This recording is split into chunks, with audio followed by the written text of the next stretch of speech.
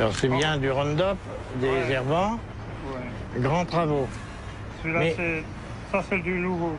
Mais je vois sur celui-là, il y a marqué biodégradable. Ça c'est l'ancien. Maintenant, il ne marque plus biodégradable. Donc ça ne doit plus être biodégradable, c'est le même produit.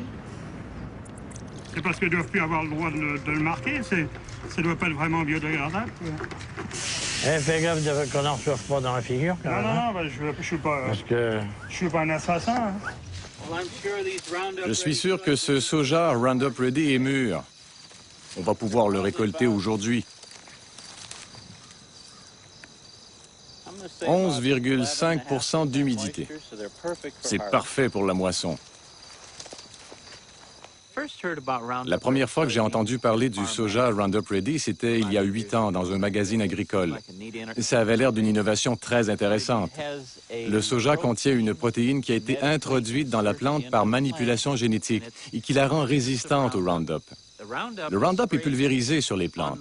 Cela présente des avantages indiscutables. Si vous observez mon champ, il n'y a pas de mauvaises herbes. Utilisé selon le mode d'emploi, Roundup ne présente pas de risque particulier pour l'homme, les animaux domestiques et leur environnement. Marque déposée de Monsanto, fabriquée en Belgique. Si tu vois des escargots, t'en mets pas dessus, hein, parce qu'ils seront immangeables. Hein. Alors attention aux fraisiers. Hein.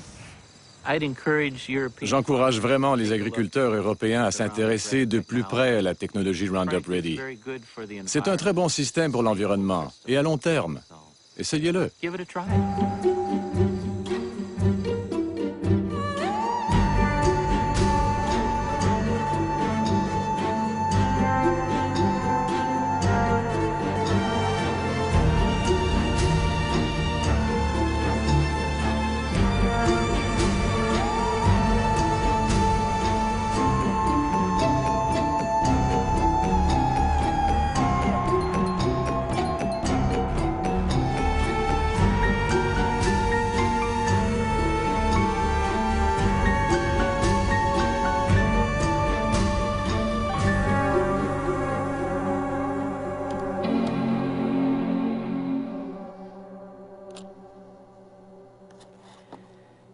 Monsanto.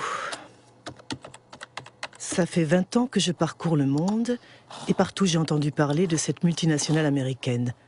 À dire vrai, pas toujours en bien. J'ai voulu en savoir plus et j'ai navigué sur la toile pendant des mois en assemblant patiemment les pièces du puzzle. Sur son site internet, Monsanto se présente comme une compagnie agricole dont l'objectif est d'aider les paysans à produire des aliments plus sains tout en réduisant l'impact de l'agriculture sur l'environnement. Son produit phare, c'est le Roundup, l'herbicide le plus vendu au monde depuis 30 ans.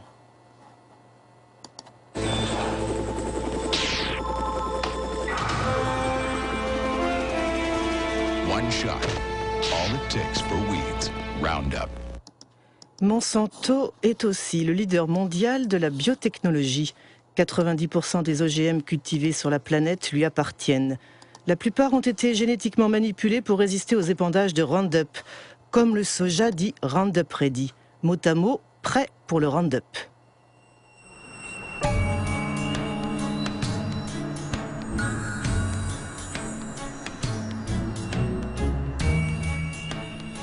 Les OGM de Monsanto ont envahi le monde, mais jamais une application agro-industrielle n'a suscité autant de passion et de polémiques. Pourquoi? Quels sont les enjeux des OGM et le passé de la firme peut-il éclairer ce qu'elle est ou prétend être aujourd'hui? Créée en 1901 à Saint-Louis dans l'État du Missouri, Monsanto ne fut pas toujours une compagnie agricole. Ce fut d'abord l'une des plus grandes compagnies chimiques du XXe siècle.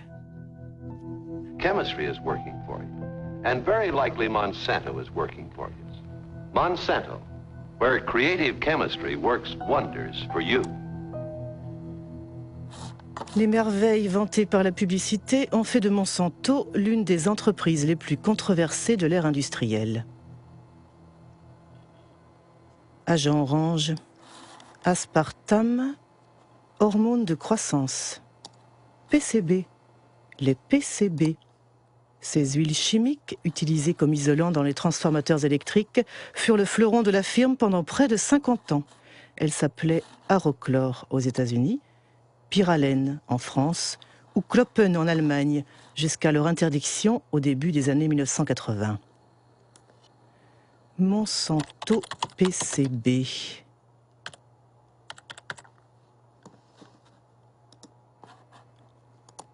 Un article du Washington Post de 2002. Monsanto a caché la pollution pendant des décennies. Ça s'est passé à Aniston, dans l'État de l'Alabama.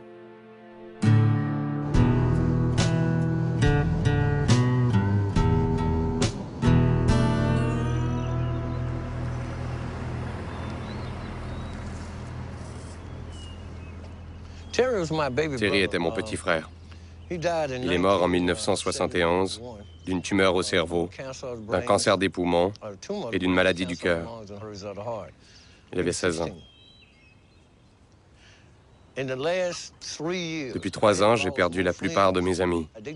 Ils sont morts de maladies comme le cancer, le diabète, l'hépatite. Toutes ces maladies sont liées au PCB.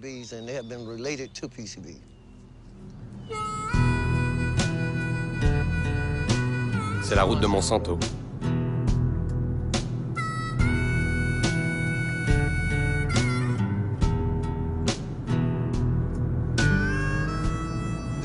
Ici, il n'y a que des Noirs qui vivent. Ils continuent à y habiter, même si toutes les maisons ont été polluées. Il y a 6 mois, ils ont décontaminé ce jardin là-bas. Avant, ici, il y avait des maisons, des gens qui y habitaient. Mais maintenant, ils ont dû déménager. Les maisons ont été démolies.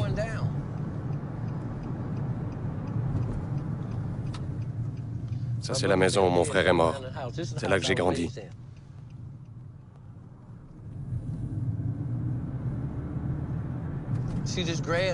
Vous voyez le talus là-bas? C'est là que les PCB sont enterrés. Monsanto a eu l'autorisation d'enterrer les PCB à Aniston. C'est le canal de Snow Creek qui coule sur du ciment. Il partait de l'usine et déversait les PCB jusqu'ici. C'était de l'eau empoisonnée et ils ne l'ont dit à personne, sauf à l'État qui ne nous a rien dit.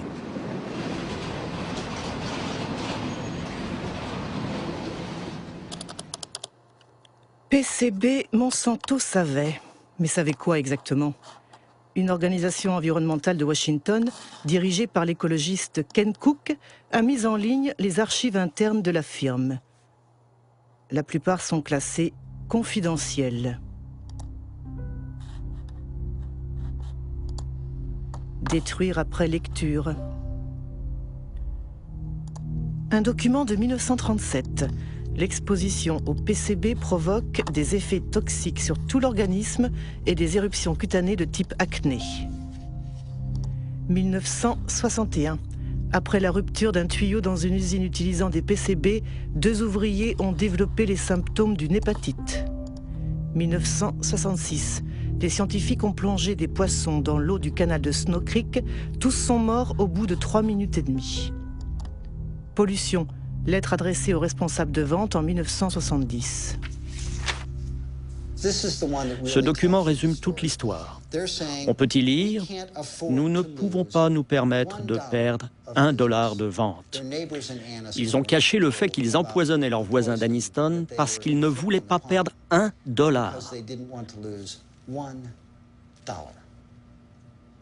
C'est seulement quand les avocats des habitants d'Aniston ont saisi la justice que Monsanto a été obligé de divulguer ces documents confidentiels.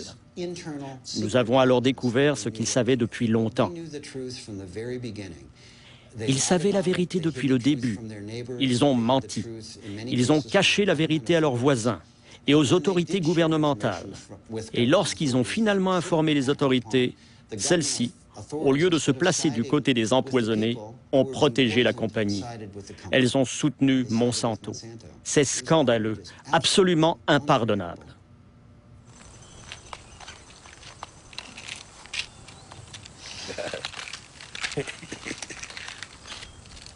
C'est tous tes médicaments? Non, ce n'est pas tout. J'en ai d'autres, là. C'est quoi ton taux de PCB? 63,8 dans le sang. Dans le sang. Si on faisait une biopsie de sa graisse, il serait en haut de l'échelle avec 3 ou 4 000 parts par milliard, ou plus. Quel est le niveau acceptable? C'est 2 parts par milliard. C'est le standard mondial. Mais nous en avons plus dans le sang et dans le corps que nulle part ailleurs dans le monde. Ici, c'est normal de parler de son taux de PCB? Nous en parlons tous ici parce que c'est notre quotidien. Qu'il arrive que les enfants viennent me voir et me disent « Monsieur Baker, on m'a fait des analyses, j'ai 3 parts par milliard. Combien de temps il me reste? » Cette histoire est absolument terrible. Mais qu'en pensent les scientifiques? Sur la toile, on trouve de nombreux articles concernant les effets des PCB sur la santé humaine. L'un des meilleurs spécialistes s'appelle David Carpenter. C'est lui qui a réalisé les tests pour les habitants d'Anniston. Nous avons tous des PCB dans nos corps. Les ours polaires et les pingouins ont des PCB. Par le passé, il n'y avait que quelques sites où l'on se débarrassait des PCB. Mais avec le temps, ils ont contaminé l'air et l'eau. Maintenant, toute la planète est contaminée par les PCB. Les PCB causent beaucoup de maladies. La plus connue est le cancer.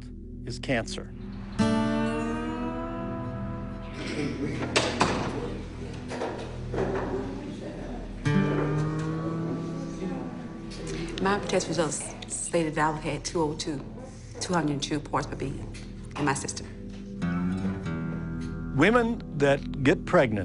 Les femmes contaminées par les PCB donnent naissance à des enfants qui ont un QI réduit.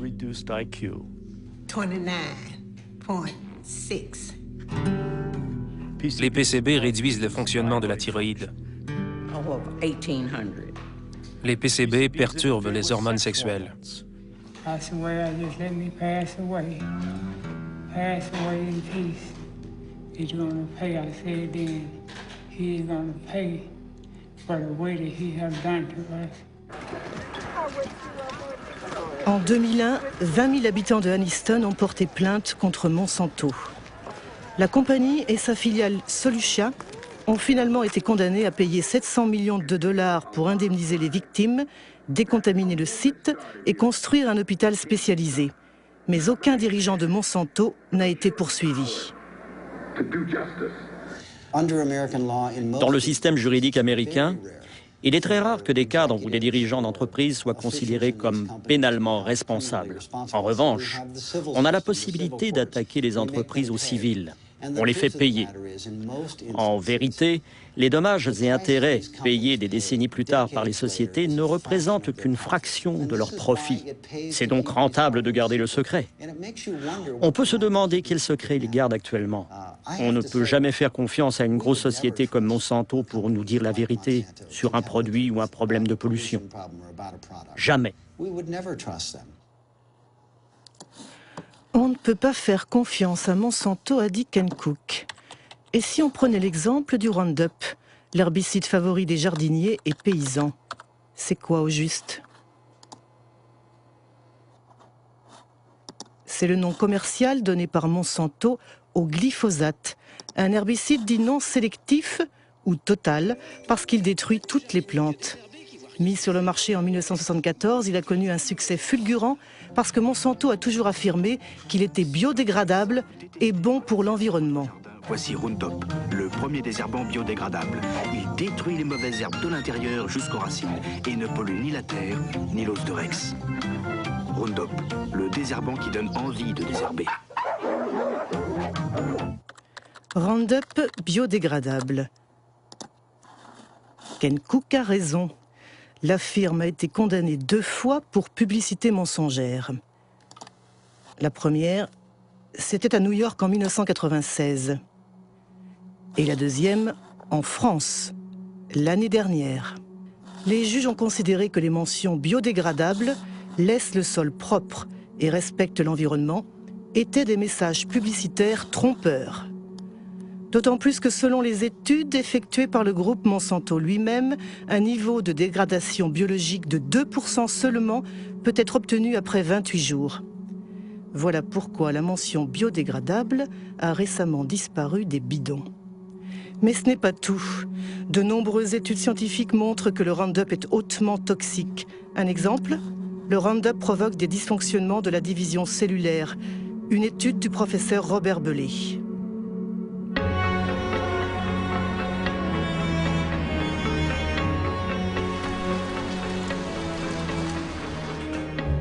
Le professeur Bellet travaille pour le CNRS et l'Institut Pierre et Marie Curie. Il a étudié les effets du Roundup sur des ovules fécondés d'oursins. La très grosse surprise a été que le Roundup a un effet sur la division des cellules.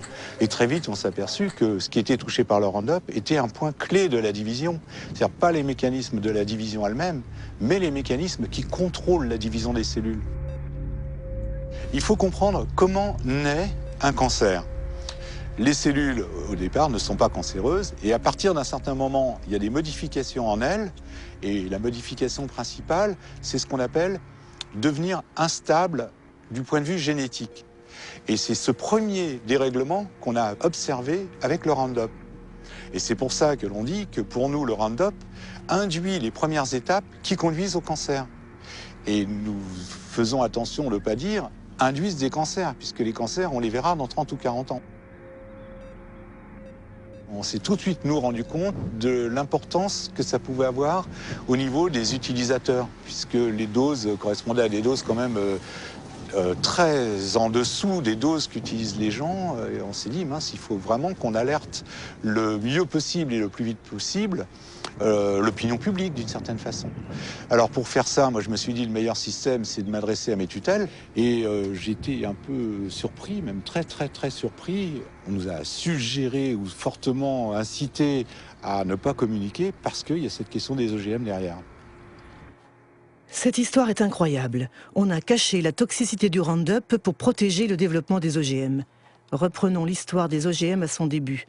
D'après le site internet de Monsanto, le soja Roundup Ready fut la première culture transgénique autorisée aux États-Unis en 1996. Ces producteurs sont regroupés au sein de l'ASA, l'Association américaine du soja, dont le site de Monsanto fournit l'adresse. John Hoffman, son vice-président, est un défenseur inconditionnel de la biotechnologie. Au printemps, vers le 1er mai, je pulvérise une première fois du Roundup pour tuer les mauvaises herbes. Et puis, 6 ou 7 semaines plus tard, je fais une deuxième application. Et ça suffit pour le reste de l'année. Avant d'avoir la technologie Roundup Ready, les champs avaient des mauvaises herbes. Nous devions les inspecter et arracher les mauvaises herbes à la main. C'était beaucoup de travail. Le système Roundup Ready me permet donc d'économiser du temps et de l'argent. Apparemment, la nouvelle merveille de Monsanto a tout pour séduire les agriculteurs. Mais comment ça marche? Comment le soja peut-il survivre aux épandages de Roundup? Voici une cellule de soja. Au cœur de la cellule, il y a le noyau qui contient l'ADN, la structure génétique du soja. Pour créer son OGM, Monsanto franchit la barrière des espèces. Ces chercheurs ont sélectionné un gène provenant d'une bactérie qui confère la résistance au Roundup. Le gène est fixé sur des particules d'or microscopiques qui sont bombardées avec un canon à gènes dans les cellules de soja.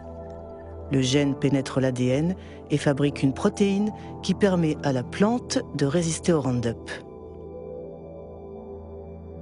Quand l'herbicide est pulvérisé, il tue toutes les mauvaises herbes, sauf le soja.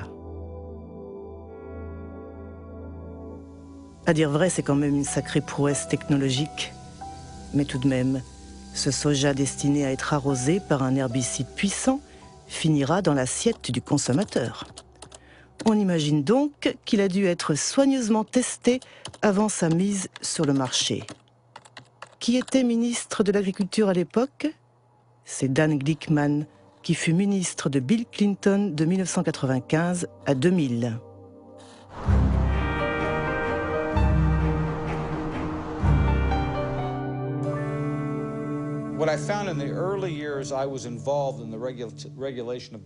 Au début de mon mandat, il y avait un consensus dans l'agroalimentaire et au sein du gouvernement des États-Unis. Si on ne marchait pas tête baissée en faveur du développement rapide de la biotechnologie et des cultures OGM, alors on était considéré comme anti-science et anti-progrès.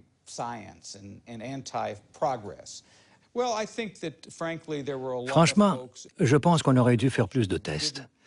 Mais les entreprises agro-industrielles ne voulaient pas parce qu'elles avaient fait d'énormes investissements pour développer ces produits. Et en tant que responsable du service qui réglementait l'agriculture, j'ai subi beaucoup de pression pour, disons, ne pas être trop exigeant. La seule fois où j'ai osé en parler pendant le mandat de Clinton, je me suis fait taper sur les doigts, non seulement par l'industrie, mais aussi par les gens du gouvernement. En fait, j'ai prononcé un discours où j'ai dit qu'il fallait qu'on étudie plus sérieusement la réglementation des OGM. Et il y avait des gens à l'intérieur du gouvernement Clinton, surtout dans le domaine du commerce extérieur, qui étaient fâchés contre moi. Ils m'ont dit « Comment peux-tu, toi qui travailles dans l'agriculture, mettre en cause notre système de réglementation ?» Voilà qui est clair. Aux États-Unis, le ministre de l'Agriculture ne fait pas le poids face aux intérêts des multinationales. Mais comment sont réglementés les OGM aux États-Unis? Le texte le plus important a été publié par la FDA, la Food and Drug Administration, l'agence chargée de la sécurité des denrées alimentaires et des médicaments. Titre: Aliments dérivés des nouvelles variétés de plantes. Date: 29 mai 1992. Principe 1. Les aliments obtenus par modification génétique sont réglementés de la même manière que ceux obtenus par le croisement traditionnel des plantes. En clair, la FDA décide de ne pas créer de catégorie spéciale pour les OGM. Pour toute question, adressez-vous à James Mariensky, qui dirigeait alors le département de la biotechnologie.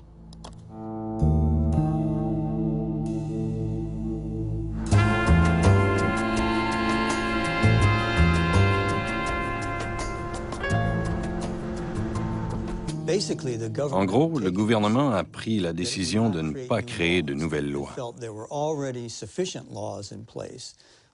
Il pensait que les lois existantes pouvaient s'appliquer aux nouvelles technologies. Ça veut dire que la Maison-Blanche a demandé à l'agence d'écrire un texte où les OGM ne seraient pas soumis à une réglementation spécifique. Mais ce n'était pas basé sur des données scientifiques, c'était une décision politique. Oui, c'était une décision politique qui touchait beaucoup de domaines, pas seulement la nourriture. Elle s'appliquait à tous les produits de la biotechnologie. Quel aveu incroyable! James Mariensky reconnaît que la réglementation des OGM fut basée sur une décision politique et pas scientifique. Mais comment cette décision fut-elle argumentée? Principe 2. Les composants des aliments provenant d'une plante génétiquement modifiée seront les mêmes ou similaires en substance à ceux que l'on trouve communément dans les aliments. Autrement dit, la FDA considère a priori qu'une plante modifiée génétiquement est similaire à une plante conventionnelle. C'est ce qu'on appelle le principe d'équivalence en substance, qui a été repris partout dans le monde. Il est au cœur du débat qui oppose les anti-OGM aux pro-OGM. Comment la FDA a-t-elle pu décider qu'une plante OGM était similaire à une plante conventionnelle? Nous savons que les gènes qui sont introduits dans les plantes par la biotechnologie produisent des protéines très semblables à celles que nous avons consommées pendant des siècles. Ça, c'est la version officielle de la FDA. Elle est battue en brèche par Jeffrey Smith, auteur de plusieurs ouvrages sur les OGM. Michael Hansen, expert scientifique auprès de l'Union des consommateurs. L'essayiste Jeremy Rifkin, qui fut le premier à dénoncer le principe d'équivalence en substance. Si les OGM sont si bien implantés aujourd'hui, c'est à cause d'une tromperie de la FDA. Ils disent que ces aliments ne sont pas différents. Ils emploient l'expression équivalence en substance, ou pas considérablement différent, ce qu'ils traduisent par généralement reconnu comme sûr, GRAS en anglais. Normalement, pour que quelque chose soit considéré comme GRAS, il faut que cela s'appuie sur de nombreuses études et qu'il y ait un large consensus au sein de la communauté scientifique. Avec les OGM, il n'y a eu ni l'un ni l'autre. La FDA disait, si on introduit un gène dans une plante, ce gène est de l'ADN. Comme nous consommons de l'ADN depuis longtemps, nous pouvons donc conclure que cette plante est GRAS. Notre point de vue, c'était que les gènes devaient être considérés comme des additifs alimentaires. Actuellement, quand on veut ajouter dans un aliment une goutte microscopique d'un nouveau colorant, d'un conservateur ou d'un produit chimique, c'est considéré comme un additif alimentaire. Et donc, on doit faire toutes sortes de tests pour prouver qu'il y a une certitude raisonnable qu'il ne soit pas nuisible. En revanche, lorsqu'on manipule génétiquement une plante, ce qui peut engendrer d'innombrables différences dans l'aliment, on ne demande rien. À l'époque, à Washington, si vous fréquentiez les mêmes bars que les lobbyistes, vous les entendiez rire de tout ça. Tout le monde savait que c'était n'importe quoi, ce principe d'équivalence en substance. C'était simplement une façon pour ces sociétés, et surtout Monsanto, de mettre rapidement leurs produits sur le marché, avec le moins d'interférences gouvernementales possible. Et je dois dire qu'ils ont très bien su défendre leurs intérêts. Je me souviens de réunions où les scientifiques de Monsanto ont rencontré les scientifiques de la FDA. Ils parlaient des modifications que leurs travaux provoquaient, tout en demandant à la FDA « Comment allez-vous réglementer ces produits ?» Je n'ai jamais vu une société qui ait une influence aussi déterminante et à un niveau aussi élevé sur les autorités gouvernementales en charge de la réglementation que Monsanto avec ses OGM. Il existe une archive exceptionnelle où l'on voit George Bush, père, en visite dans les laboratoires de Monsanto. C'était 9 ans avant la mise sur le marché du soja Roundup Ready. What I'd like to do today is show you some of the steps we go through when we're moving genes from one organism into another. And you'll actually be doing the very little manipulations we do in the laboratory, where we take DNA, cut it apart, mix different pieces together, and then rejoin them, splice them back together. This tube contains DNA that was made from a bacterium. DNA would look the same whether it was from a plant. What are we saying here? Oh, I see. And this will lead you to do what? To have a stronger plant or a plant that's resists herbicide? In this case, it resists the herbicide. I see. We have a fabulous herbicide. This is a chemical that will... Au moment où George Bush effectue sa visite au siège de Monsanto, il est le vice-président de Ronald Reagan. Le mot d'ordre de l'administration républicaine, c'est la déréglementation. Il s'agit de favoriser l'industrie en réduisant au maximum les entraves bureaucratiques, comme les tests sanitaires ou environnementaux sur les nouveaux produits. Et c'est justement ça le problème de Monsanto. We have before USDA right now a request to test this for the first time on a farm in Illinois this year. And get hallucinating about it, we'll lose another year. Yes, we will. And then the expense goes out and nothing happens because you can't do it. Yeah, and I would say, quite frankly, we have no complaint about the way USDA is handling it. They're going through an orderly process. They're making sure that as they deal with these new things, they do them properly. And now, if we're waiting until September and we don't have our authorization, we may say something different. Huh?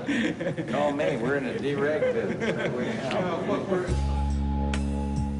En 1988, Dan Quayle a pris la place de George Bush, qui a été élu président des États-Unis.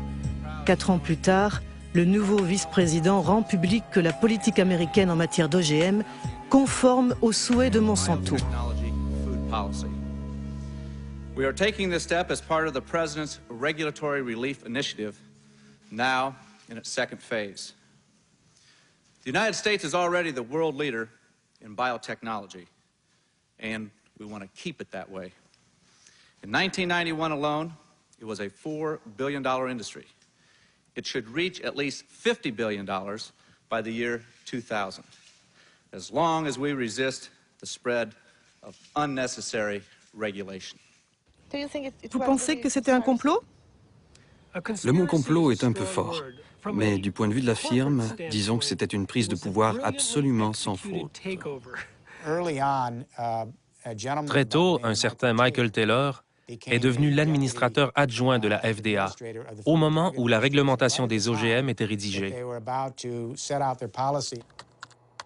Qui est Michael Taylor? Sur Internet, il n'y a qu'une seule image de cet homme de l'ombre. Aujourd'hui, il dirige une fondation Ressources pour le futur.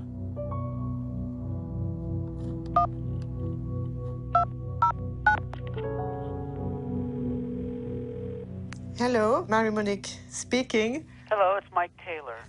My questions are about your role. I mean, when you were working at the FDA, before being hired by the FDA, you worked as an attorney for Monsanto during 7 years, didn't you? Well, I was a partner in a law firm of which Monsanto was a client, and I worked on some Monsanto matters, yes. And apparently, if I understood well what I read, the FDA created a new position for you, Deputy Commissioner for Policy? Well, because there was a special need at that time at the FDA because of the new GMOs? It had nothing to do with GMOs. Nothing at all to do with GMOs. I wasn't the author of these policies, but that's just false. Il est arrivé à la FDA en juillet 1991. Jusqu'à cette date, il travaillait dans le cabinet d'avocats King & Spalding. Parmi ses clients, il y avait non seulement Monsanto, mais aussi l'IFBC, le Conseil international de la biotechnologie et des aliments. Il a écrit pour l'IFBC un document présentant la manière dont le Conseil aimerait qu'on réglemente les OGM. Si vous comparez cette proposition de Michael Taylor pour l'IFBC et le texte publié par la FDA, ils sont très similaires. Si ce n'est pas lui l'auteur de la réglementation, alors quelqu'un a pris son document en le modifiant légèrement avant de le publier.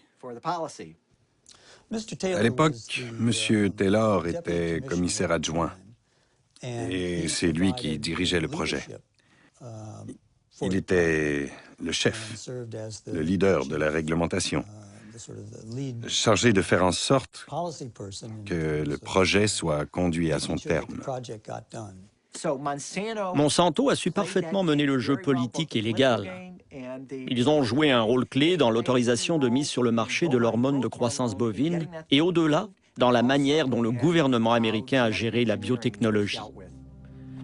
Michael Hansen vient de parler de l'hormone de croissance bovine. De quoi s'agit-il? Apparemment, c'est une hormone transgénique injectée aux vaches pour augmenter leur production laitière de 20%. Et le moins qu'on puisse dire, c'est qu'elle ne fait pas l'unanimité. L'hormone menace notre santé. Le poison mortel. Manipulation. Baptisé RBGH, hormone de croissance bovine recombinante, le produit est commercialisé par Monsanto sous le nom de Posilac depuis 1994.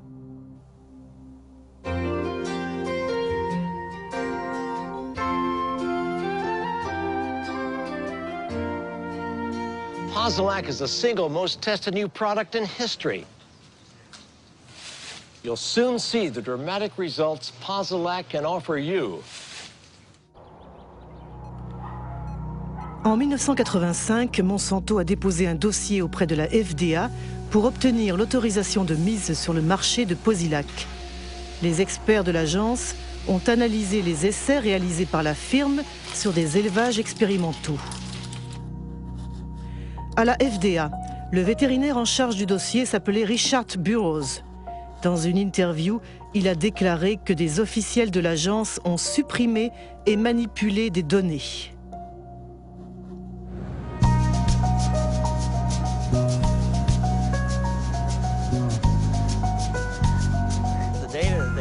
Les données scientifiques que la compagnie a envoyées ne prenaient pas en compte les besoins des producteurs de lait, à savoir des questions clés comme les maladies que sont la mamite, c'est-à-dire l'infection des pies, et les problèmes de reproduction. Alors quand j'ai vu que toutes ces données manquaient, j'ai dit « Hé les gars, vous devez récolter plus d'informations ». Ça les a retardés de 2 ou 3 ans. Avez-vous averti la FDA de vos préoccupations? Petit à petit, j'ai été marginalisé.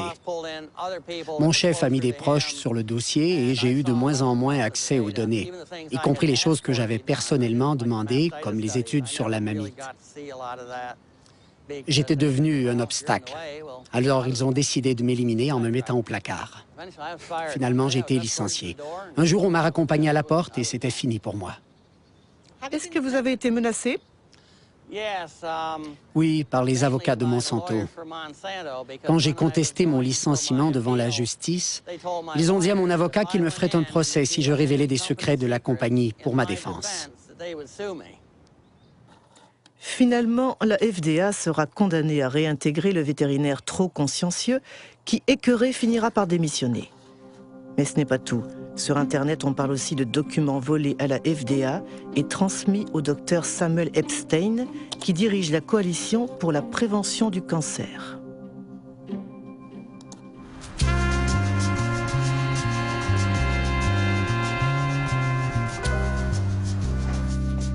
En 1990, le professeur Epstein a publié un article dans The Milkweed, un journal de référence spécialisé sur le lait que dirige le journaliste Pete Hardin. Un scoop basé sur des documents secrets que les deux hommes ont soigneusement épluchés. Un jour au bureau, j'ai trouvé une énorme boîte de documents envoyés de Washington par un expéditeur anonyme.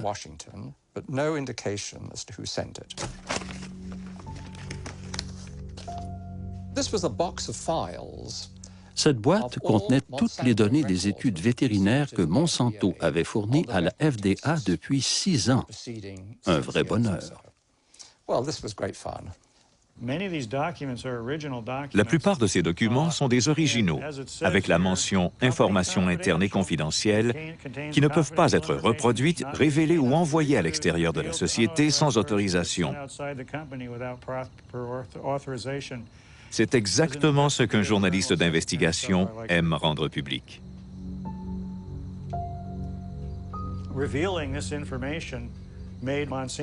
La révélation de ces informations a fait enrager Monsanto et la FDA.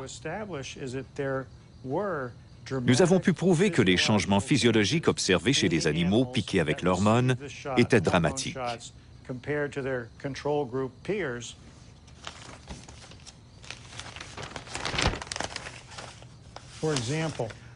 Par exemple, nous voyons que les ovaires droits des vaches qui ont reçu l'hormone synthétique sont 34% plus gros, voire 42% ou 44% selon les groupes.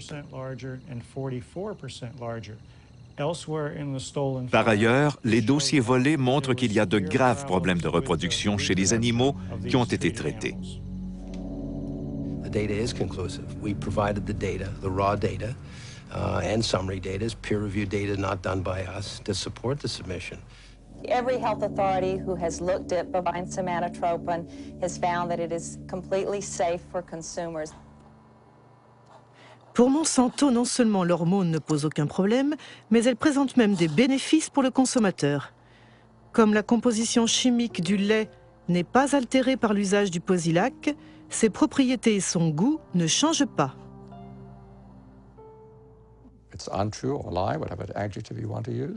Ce n'est pas vrai, c'est un mensonge.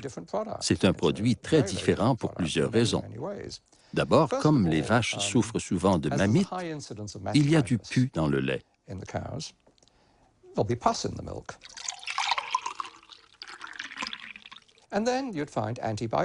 De plus, à cause du traitement des mammites, on trouve une grande quantité d'antibiotiques dans le lait. Enfin, on constate une importante augmentation de ce qu'on appelle l'IGF-1, le facteur insuline de croissance. Depuis les années 1980, une soixantaine d'études ont montré qu'il y avait un lien direct entre un niveau élevé de IGF-1 et les cancers du sein, du côlon et de la prostate. Cette histoire est absolument sidérante. Y a-t-il d'autres pays qui ont autorisé la RBGH? Apparemment, l'hormone a été interdite en Europe et au Canada. Y compris au Canada? Pourtant, l'Agence Santé Canada a l'habitude de calquer ses décisions sur la FDA. RBGH, scandale à Santé Canada. Monsanto accusé de tentative de corruption. En octobre 1998, 3 scientifiques de Santé Canada ont témoigné devant une commission sénatoriale pour s'opposer à la mise sur le marché de l'hormone transgénique. L'affaire a été déclenchée par le docteur Shiv Chopra, qui est ce qu'on appelle en anglais un whistleblower, disons un lanceur d'alerte.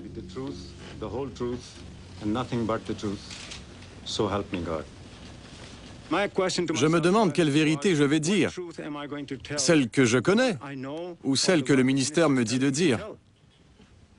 Voilà mon conflit. Je vous demande à tous les trois, est-ce que certains d'entre vous ont été approchés par Monsanto? Dr. Hayden? J'ai assisté à une réunion en 1989-90. Des représentants de Monsanto m'avaient rencontré moi-même, le Dr. Drennan, mon chef de service, et le Dr. Messier également. La compagnie nous avait offert 1 à 2 millions de dollars. Je ne sais pas ce que c'est devenu par la suite, mais je sais que mon directeur avait dit après la réunion qu'il allait faire un rapport sur cet incident à ses supérieurs. Comment a réagi Monsanto? Monsanto n'a pas nié le fait qu'ils ont proposé 2 millions de dollars lors de cette réunion. Plus tard, ils ont dit que c'était une proposition pour faire plus de recherches au Canada sur les vaches canadiennes.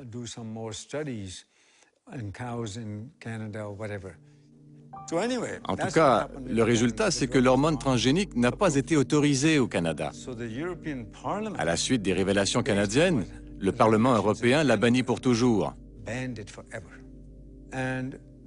Puis, tout d'un coup, Margaret Hayden, Gérard Lambert et moi, nous avons été tous les trois congédiés pour désobéissance. Vous avez été licencié? Oui, nous avons été licenciés et nous avons porté l'affaire en justice. Aux États-Unis, le Congrès avait également ouvert une enquête à la demande des opposants de l'hormone transgénique. Ceux-ci dénonçaient notamment l'interdiction d'étiqueter le lait selon sa provenance, qui empêche les consommateurs de choisir. Mais curieusement, l'enquête du Congrès n'a jamais abouti. Bovine growth hormone, BGH, is a test of consumer acceptance of genetic engineering. In the garbage. In the garbage! The cow hormone drug. L'hormone de croissance bovine représente la première application de la biotechnologie à la production d'aliments et Monsanto est une multinationale très puissante qui a beaucoup de relations au sommet de l'État. Pour le gouvernement fédéral, le développement de la biotechnologie représentait un enjeu si important qu'il a préféré ignorer ces questions, disons subalternes, que sont la santé des vaches ou des consommateurs. La raison pour laquelle la FDA a autorisé la mise sur le marché de la RBGH, c'est que beaucoup d'anciens salariés de Monsanto occupaient des postes clés à la FDA. Ils ont rejoint l'agence pour faire homologuer le produit. C'est ce qu'on appelle les portes tournantes, avec un effet de double hélice. Les portes tournantes. Oui, les portes tournantes. Il n'y a pas qu'en agriculture qu'il y a des portes tournantes. C'est dans beaucoup de secteurs. Donald Rumsfeld était le PDG de Searle, qui était une filiale de Monsanto. L'ambassadeur américain du commerce extérieur, Mickey Cantor, a fini au conseil d'administration de Monsanto. Clarence Thomas, juge à la Cour suprême, a travaillé pour Monsanto. Monsanto Revolving Doors, en français, les chaises musicales, état des lieux non exhaustif en 1999. Linda Fisher passe de l'EPA, l'Agence de protection de l'environnement, à Monsanto. Michael Friedman de la FDA à Monsanto. Marcia Hale et Josh King de la Maison-Blanche à Monsanto. Margaret Miller de Monsanto à la FDA. William Reichelshaus de l'EPA à Monsanto, sans oublier Michael Taylor, qui a fait plusieurs fois l'aller-retour. Once your mission carried out by the FDA, you became Monsanto's vice president for public policy. Right. So there is no conflict of interest for you. No, and again, the rules are the rules, and I played within the rules. I think in terms of public acceptance, it's been one blunder after another. If you're trying to have a strategy for having the public understand and accept the new technology, having the first application of it be related to milk, which we already have more than we need, it created, it helped create a climate of suspicion. I think the idea that companies are not required in every case of a GMO to submit the product to FDA, such as is required in Europe, I think that from a public confidence, public acceptance standpoint, that's not a sufficient system. I personally have said that Congress should change the law. Congress should create a mandatory notification system that ensures that every product is looked at by FDA and that FDA makes a safety judgment about every product. Voilà ce qu'on appelle un aveu fort intéressant. Apparemment, Michael Taylor semble regretter la réglementation qu'il a signée en 1992. Qu'en pensaient les scientifiques de la FDA? Y avait-il un consensus sur la réglementation des OGM? Des documents internes montrent que l'agence a ignoré les inquiétudes de ses propres scientifiques. C'est signé Steven Drucker.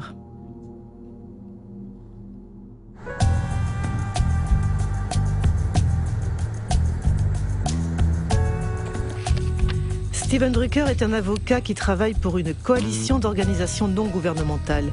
Il a porté plainte contre la FDA et obtenu la déclassification de ses archives sur les OGM. Nous avons reçu plus de 44 000 pages qui révèlent que la FDA ment à la planète depuis au moins 1992. Elle continue de mentir. Elle prétend que le principe d'équivalence en substance entre les OGM et les plantes conventionnelles est appuyé par un très large consensus au sein de la communauté scientifique et que de nombreuses données scientifiques le prouvent. Ces deux affirmations sont des mensonges flagrants. Par exemple, le docteur Lois Prebill du département de la microbiologie de la FDA a écrit « Il y a une différence énorme entre les effets inattendus que peuvent produire les plantes traditionnelles et les OGM. » Puis, il a ajouté que certains aspects de la manipulation génétique pourraient être plus dangereux. L'inquiétude exprimée par les experts de la FDA était si importante que le docteur Linda Call de la FDA, qui était chargé de suivre et de synthétiser leurs avis, a écrit un compte-rendu au coordinateur de la biotechnologie de la FDA, le docteur James Mariansky. Selon les documents internes de la FDA qui ont été rendus publics, il y avait beaucoup de scientifiques de la FDA qui n'étaient pas d'accord avec la réglementation proposée. Par exemple, j'ai ici un mémo que Linda Call vous a envoyé. Oui. Elle dit « Les processus de manipulation génétique et de croisement traditionnel sont différents. » Et de croisements traditionnels sont différents et selon les experts de l'agence, ils conduisent à des risques différents. C'est vrai que nous avions des opinions très divergentes au sein de l'agence. C'est ce que Linda Call résume dans son mémorandum. Mais quand nous avons fini d'écrire la réglementation, tous les scientifiques étaient d'accord. Bien sûr que la FDA s'était penchée sur l'usage de la manipulation génétique, mais elle n'avait aucune information qui indique que la technique elle-même puisse créer des produits qui soient différents en termes de qualité ou de sécurité. Avant que les scientifiques de la FDA fassent part de leurs inquiétudes, l'agence avait reçu un signal d'alerte très clair. En effet, le premier additif alimentaire manipulé génétiquement et mis sur le marché américain avait provoqué une grave épidémie. Vous souvenez-vous de ce qui s'est passé avec le L-tryptophane en 1989? Oui. C'était un acide aminé génétiquement manipulé. A priori, nous connaissons très bien les acides aminés. Il a tué des dizaines de personnes et rendu malades des centaines d'autres. Il a provoqué l'épidémie d'une maladie inconnue appelée EMS. C'est vrai. Combien de gens sont morts? Oui, oui, mais nous avons beaucoup... 37 et plus de 1000 handicapés, vous souvenez-vous? Je m'en souviens. Selon un document de la FDA, vous avez dit « Nous ne savons pas quelle est la cause de l'EMS, mais nous ne pouvons pas éliminer l'hypothèse qu'elle soit due à la manipulation génétique ». Est-ce que vous avez dit ce que j'ai lu? Oui. Incroyable. James Mariensky n'excluait pas que la manipulation génétique puisse entraîner des effets inattendus, mais il n'a pas bougé le petit doigt. Y a-t-il des scientifiques indépendants qui ont travaillé sur cette question capitale pour les consommateurs? Arpad Pusztai, un scientifique de renom, perd son travail après avoir exprimé ses inquiétudes sur les OGM. C'était en 1998.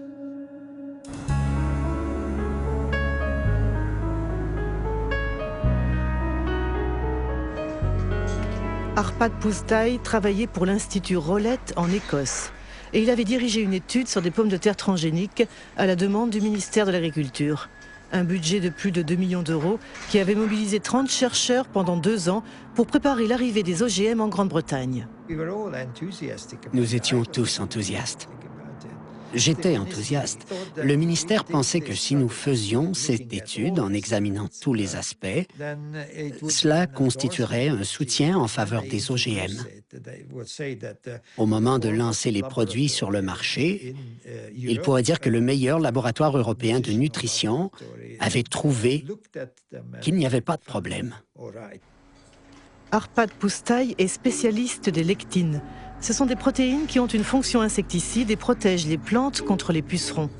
Les scientifiques du Rowlett Institute ont créé des pommes de terre résistantes aux pucerons dans lesquelles ils ont introduit un gène provenant d'un perce-neige qui fabrique la fameuse lectine. Auparavant, ils avaient vérifié qu'à l'état naturel, les lectines ne sont pas dangereuses pour la santé.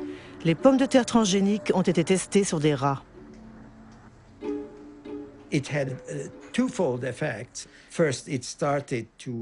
Nous avons constaté 2 effets.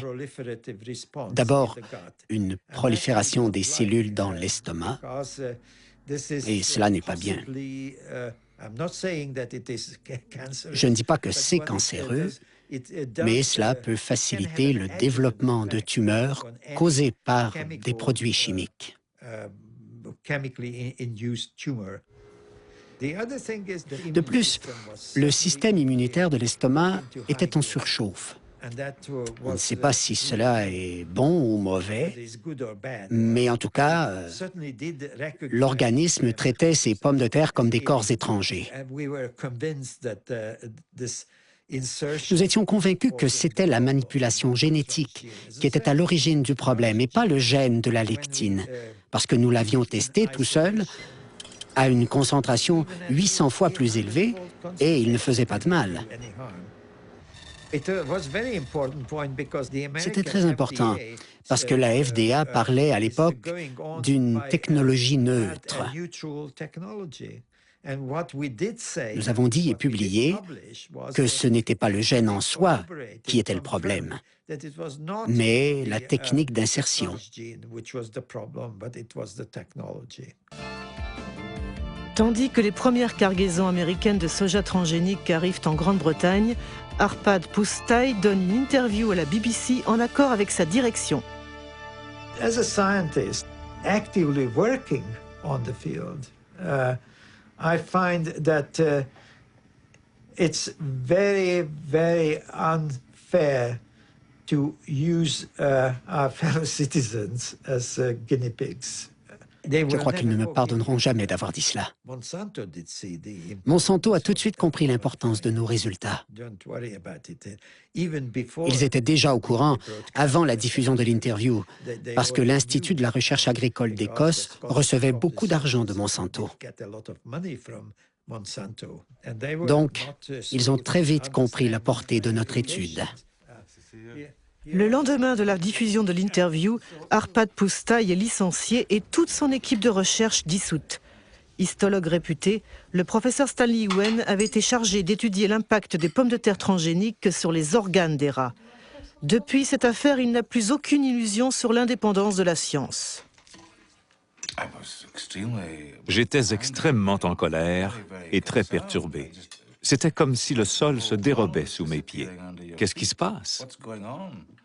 Ils ont aussi discrédité Stanley. Ce ne fut pas seulement Arpad et moi. Stanley a été mis à la retraite d'office et à l'université, il a été discrédité. C'est vrai? Oui, oui. C'était vraiment très dur. Lundi, notre travail était formidable. Mardi, c'était bon pour la poubelle. J'avais une petite idée de ce qui avait bien pu se passer, mais j'en ai eu la confirmation il y a à peu près 8 ans. J'étais à un dîner dansant et à la table, à côté de moi, il y avait quelqu'un de l'Institut Rowett du nom de Data Roy. À un moment, je lui ai dit « C'est horrible ce qui est arrivé à Arpad, n'est-ce pas? » Il a répondu « Oui, mais ne savez-vous pas que Downing Street a appelé le directeur 2 fois? » Là, j'ai compris qu'il y avait eu quelque chose de supranational dans cette affaire. Le bureau de Tony Blair avait subi des pressions pour arrêter ce travail parce que les Américains trouvaient que ça portait préjudice à leur industrie de la biotechnologie.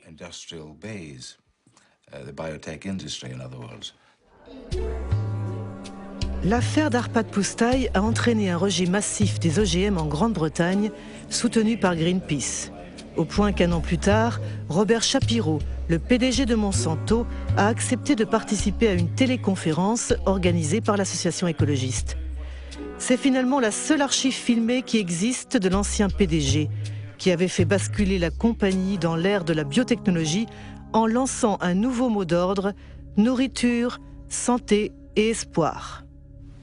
Monsanto made huge efforts to push its products in every direction with the full support of multinational food manufacturers, retailers, communications firms, regulators, even governments.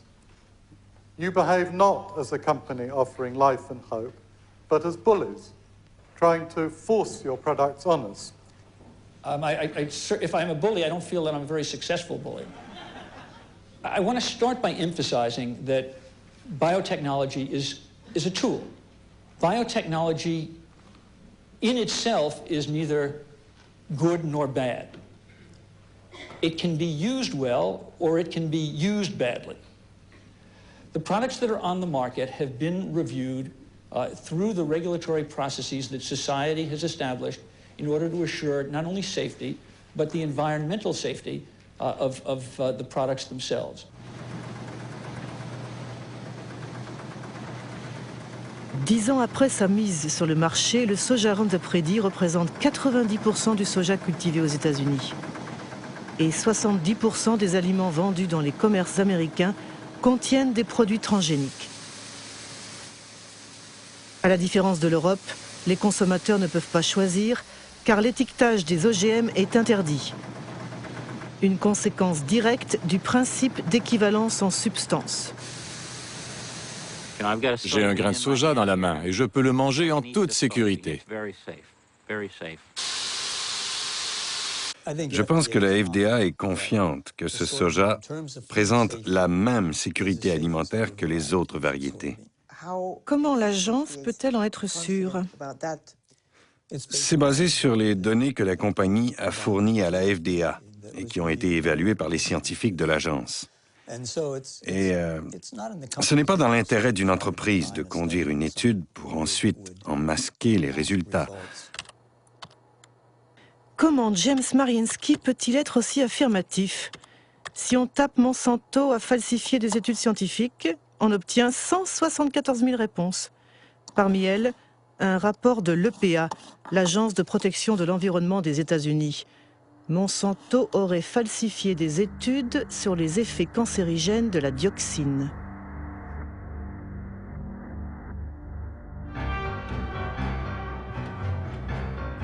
L'histoire commence à Nitro, dans une usine de Monsanto qui fabrique un herbicide puissant appelé 2,4,5-T. En 1949, une explosion a provoqué des effets inattendus.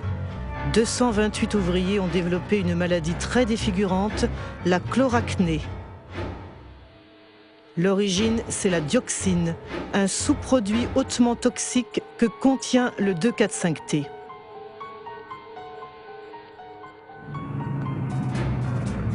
Le 2,4,5-T était le composant principal de l'agent orange, le défoliant utilisé par l'armée américaine pendant la guerre du Vietnam. Dans les années 1960, 40 millions de litres d'agent orange ont été déversés dans le sud du pays, soit 400 kilos de dioxine pure. 3 millions de personnes ont été contaminées, dont des milliers de soldats américains. 40 ans après la fin de la guerre, la dioxine continue de faire des victimes. On sait aujourd'hui que ce poison provoque des cancers et de graves dysfonctionnements génétiques.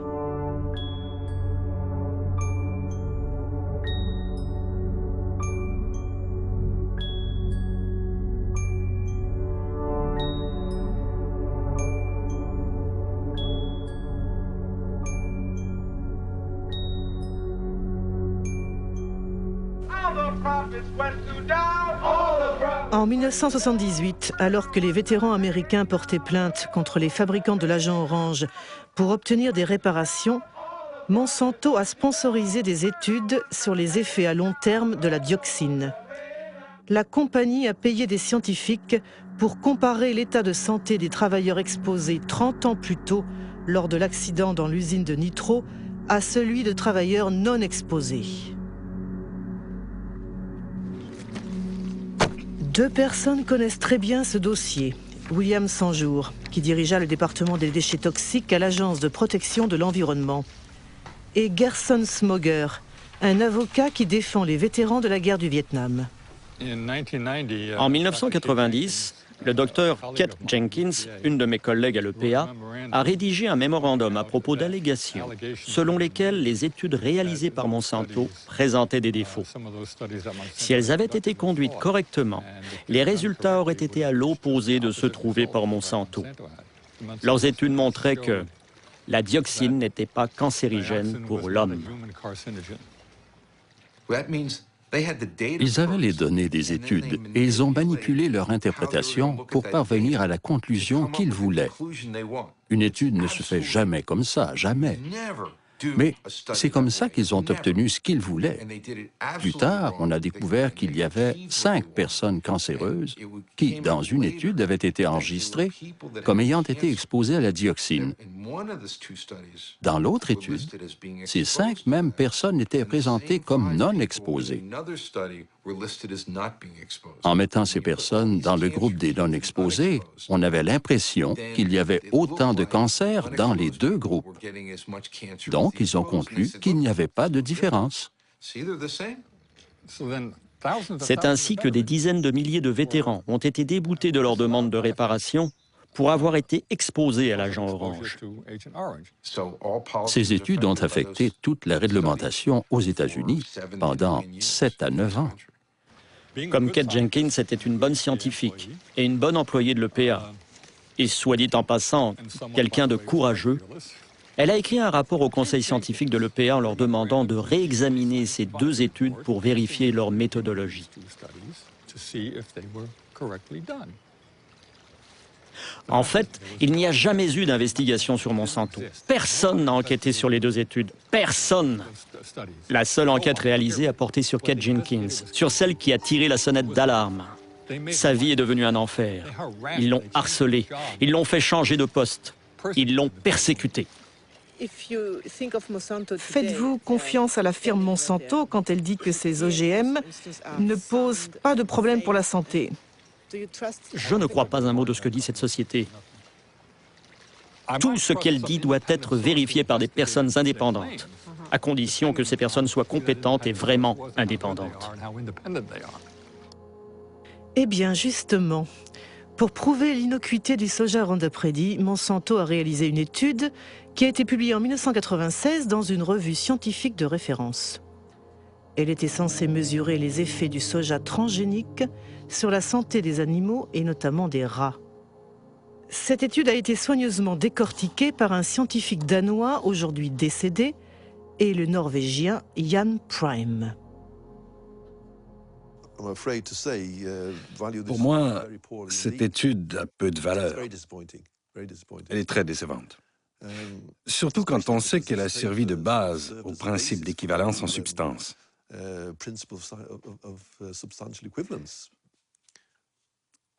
Il y a des choses surprenantes. Par exemple, cette phrase. Les études sur l'alimentation des animaux fournissent une assurance partielle qu'il n'y a pas de changement majeur. Comment ça, partiel? Ça ne suffit pas. Je veux 100% d'assurance. Par exemple, à la page 723, on peut lire « À part leur aspect plus marron, les foies avaient l'air normal lors de l'autopsie. » Comment peut-on dire cela sans regarder à l'intérieur du foie, ni faire des coupes avec un microscope pour voir s'il n'y a pas de différence?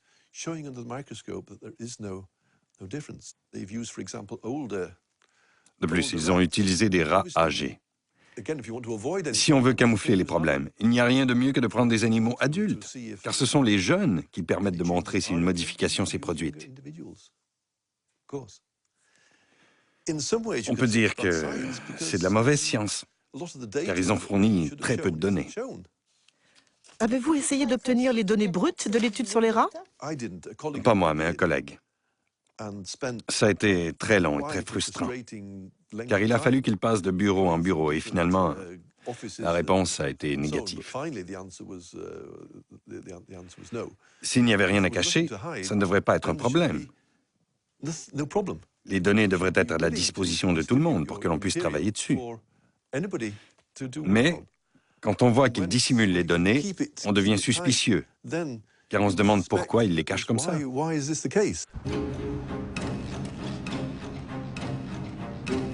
En tout cas, une chose est sûre, c'est grâce à cette étude minimaliste que les OGM de Monsanto ont envahi le monde, principalement en Amérique du Nord et du Sud, en Asie et en Australie. En 10 ans, les cultures transgéniques se sont étendues sur plus de 100 millions d'hectares. 70% sont résistantes au Roundup et 30% ont été manipulés génétiquement pour fabriquer un insecticide appelé BT.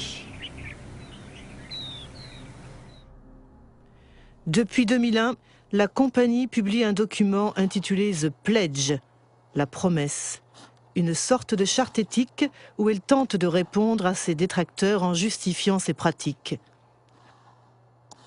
Au cœur de l'opposition aux OGM, il y a notamment la question des brevets. C'est ce que Monsanto appelle ses droits de propriété intellectuelle, qui sont censés protéger ses investissements.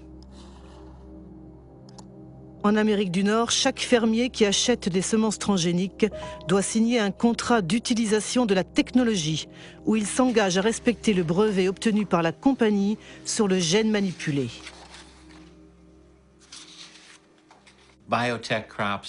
Les OGM sont protégés par la loi américaine sur les brevets.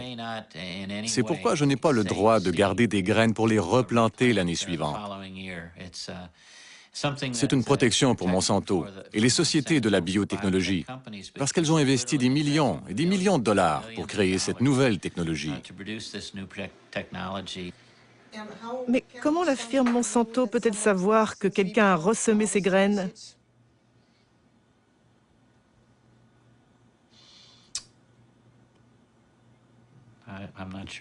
Je ne sais pas répondre à cette question. Comment peut-elle savoir que quelqu'un ressème ses graines? C'est une bonne question pour Monsanto. La question est tellement délicate que Monsanto préfère l'ignorer en faisant de belles promesses. Dans les cas où les variétés qui nous appartiennent apparaîtraient de manière non intentionnelle dans les champs d'un fermier, nous nous engageons à trouver une solution qui satisfasse aussi bien le fermier que Monsanto.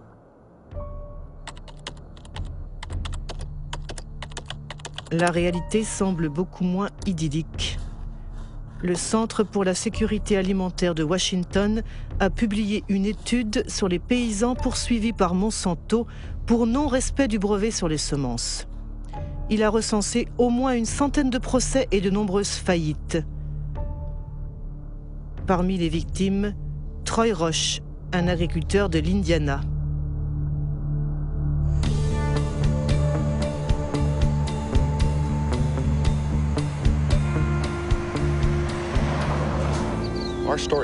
Notre histoire a commencé en 1999. Un gentleman, et ce terme n'est pas très approprié, s'est présenté sur l'exploitation de mes parents. Il disait être un détective privé engagé par Monsanto. Il faisait une enquête sur les agriculteurs suspectés d'avoir gardé une partie de leurs semences. Il nous a demandé directement si c'était notre cas.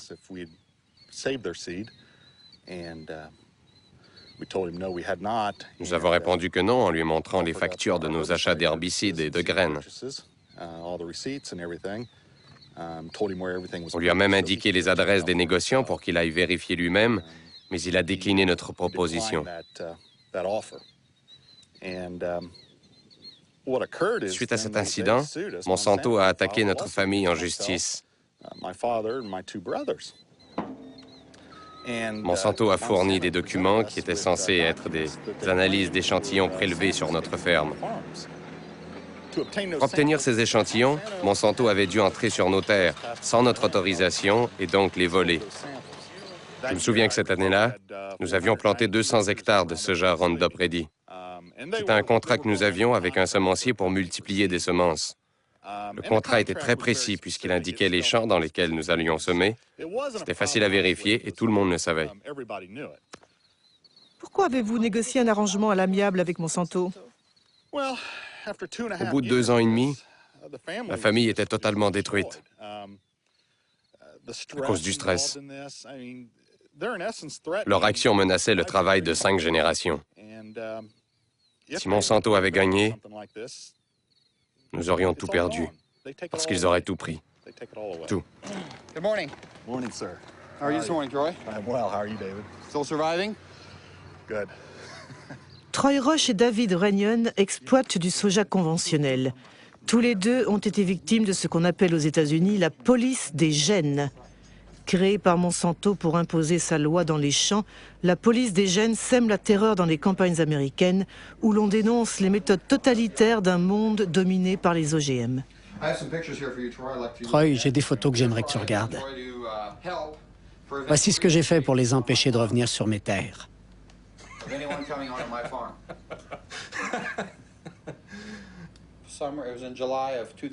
C'était au mois de juillet 2003. Ils sont arrivés chez moi vers 19 h. Qui est venu? Les employés de Monsanto. Ils m'ont montré leur carte de visite et ils m'ont posé quelques questions sur mes cultures de soja, de maïs et où je vendais ma récolte. J'ai dit OK, c'est la fin de la conversation. Les brevets ont tout changé. Ils ont détruit la confiance qui existait entre voisins. Personnellement, il n'y a que 2 agriculteurs à qui je parle, avec qui je suis proche. Les agriculteurs ont vraiment peur? Bien sûr qu'ils ont peur. C'est impossible de se défendre contre cette firme. Ils ont créé une industrie dont le seul objectif est de détruire la vie des agriculteurs. Tout le monde a peur. Vous avez peur d'être dénoncé par un voisin, par exemple? Oui. Vraiment? Oui. C'est simple, il suffit de composer le 1-800 Monsanto... Non, pardon, 1-800 Roundup. Je me souviens qu'ils encourageaient les agriculteurs à appeler ce numéro gratuit pour moucharder. Pourquoi la firme Monsanto fait-elle tout cela? C'est pour tout contrôler. Les semences? Oui, ils veulent contrôler les semences. Ils veulent posséder la vie. Il s'agit de la base de notre alimentation. Ils veulent s'emparer de la nourriture, de toute l'alimentation. Entre 1995 et 2005, Monsanto a racheté une 50aine de compagnies semencières à travers le monde. Ces acquisitions concernent les semences de soja, de maïs, de coton, de blé, mais aussi de légumes, tomates, pommes de terre, sorgho. Un peu partout, on s'inquiète de ce monopole qui, à terme, pourrait conduire à la disparition pure et simple de toutes les semences non transgéniques. Ce n'est pas l'avis de Monsanto qui défend les bienfaits de la biotechnologie, notamment dans les pays en voie de développement comme l'Inde. Nos produits fournissent des bénéfices économiques importants, non seulement aux grands producteurs, mais aussi aux petits. En général, ils permettent des récoltes de meilleure qualité et un rendement plus élevé.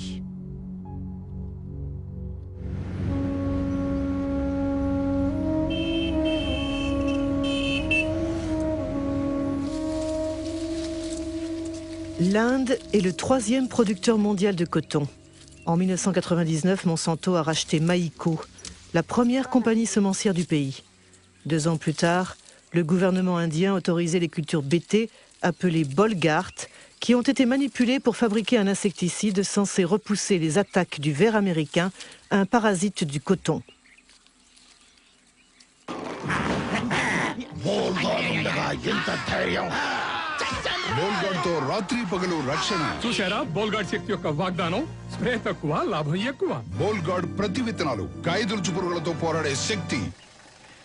Depuis 2001, Kiran Sakari et Abdul Gayoum suivent au jour le jour la culture du coton transgénique chez des petits producteurs du district de Warangal. Chaque année, les 2 agronomes publient un rapport comparant les rendements et les coûts de production du coton BT avec ceux du coton conventionnel. En 2006, la récolte a été ravagée par une maladie qui affecte les cultures transgéniques.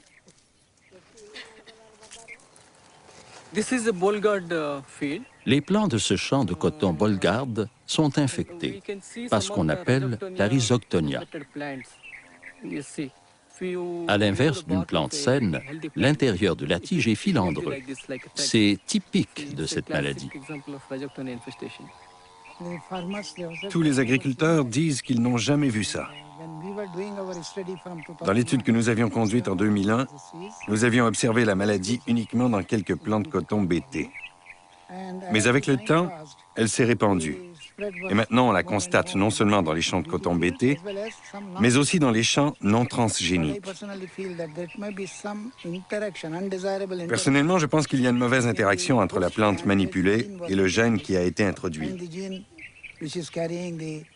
Cela a provoqué une faiblesse dans la plante qui ne résiste plus à la rhizoctonia.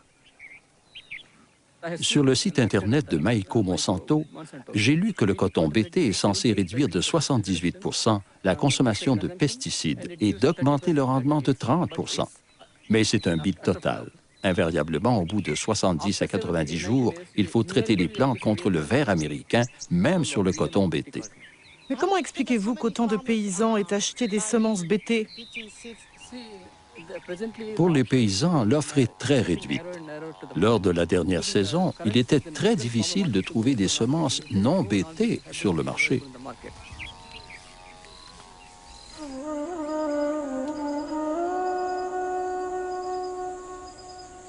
Aujourd'hui en Inde, Monsanto contrôle la quasi-totalité du marché des semences de coton. Une manière d'imposer ces semences transgéniques vendues 4 fois plus cher que les semences conventionnelles. Pour se les procurer, les paysans sont contraints d'emprunter à des taux usuriers. Si la récolte est mauvaise, c'est la faillite. Une spirale infernale qui décime les villages indiens.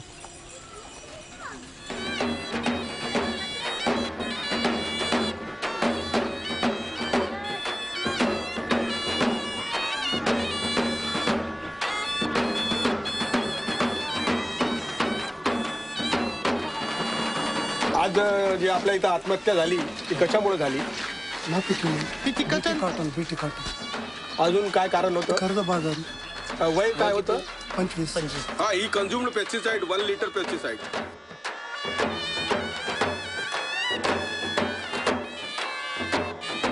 पहिलं डिसाइड आहे का नाही जगात किती झाली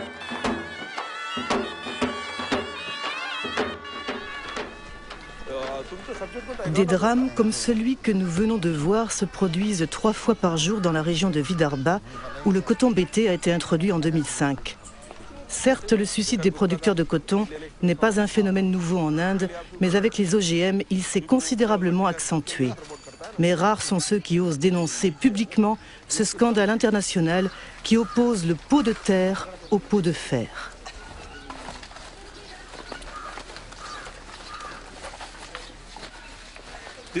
Voici les zones de Vidarbha où on cultive du riz. On voit qu'il y a peu de suicides. Et ici, c'est la zone où on cultive le coton. Le résultat du coton BT, c'est que la première année, il y a eu 600 suicides entre juin 2005 et juin 2006. La deuxième année, après seulement 6 mois, nous sommes déjà à 680 suicides. C'est un désastre. Oui, c'est un désastre complet. Le problème, c'est que les OGM rendent les paysans complètement dépendants des forces du marché. Non seulement ils doivent payer leurs semences plus chères, mais ils doivent acheter des engrais.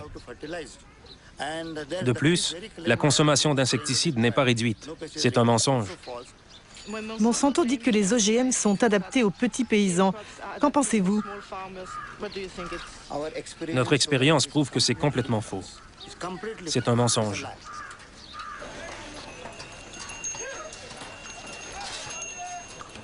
En ce jour de décembre 2006, la révolte gronde sur le plus grand marché cotonnier de l'État du Maharashtra. 3 jours après le tournage de ces images, des émeutes ont éclaté et des dizaines de paysans, dont Kishore Tiwari, ont été arrêtés.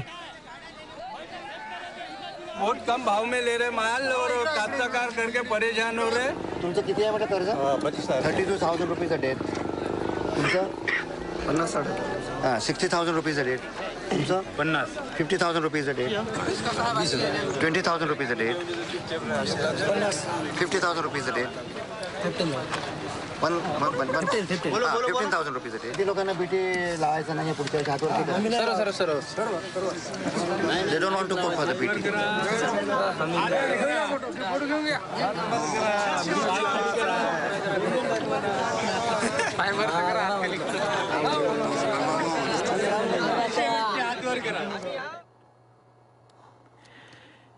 Les graines du suicide. C'est le titre d'un livre rédigé par Vandana Shiva. Cette physicienne, lauréate du prix Nobel alternatif, dirige une fondation économique et un réseau de semences fermières baptisé Navdiana.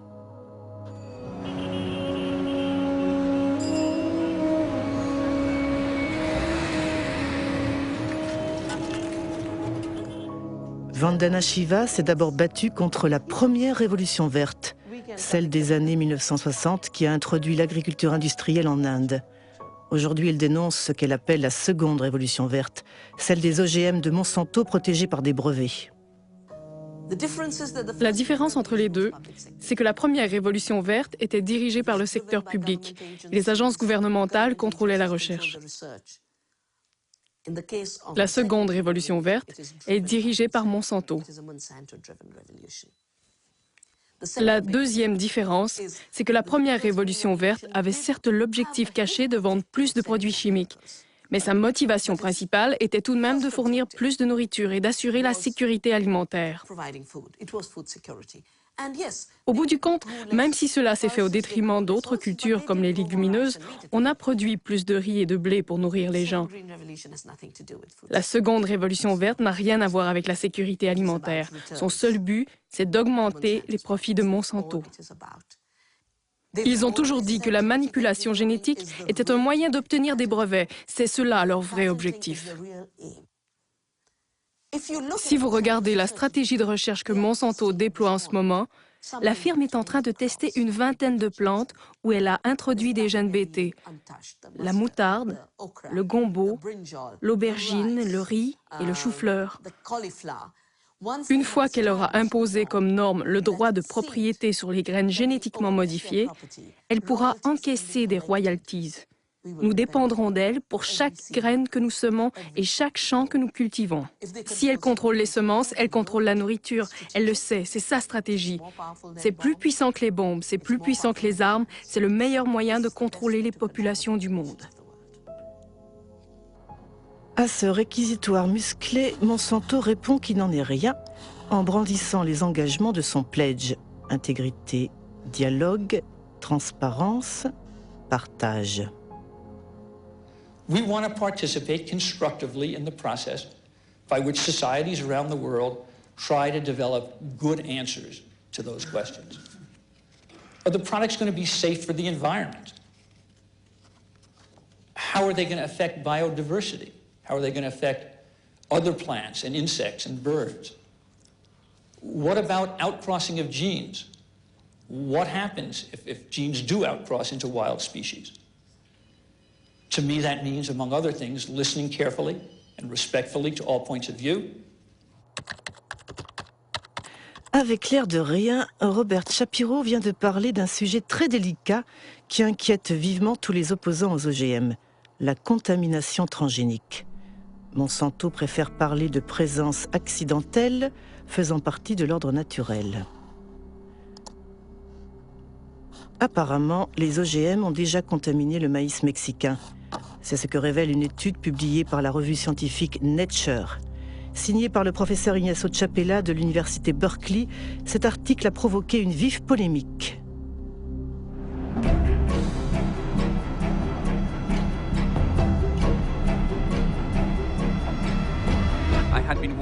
J'ai travaillé pendant 15 ans avec des communautés indiennes Oaxaca, au Mexique, pour leur apprendre à analyser leur environnement eux-mêmes.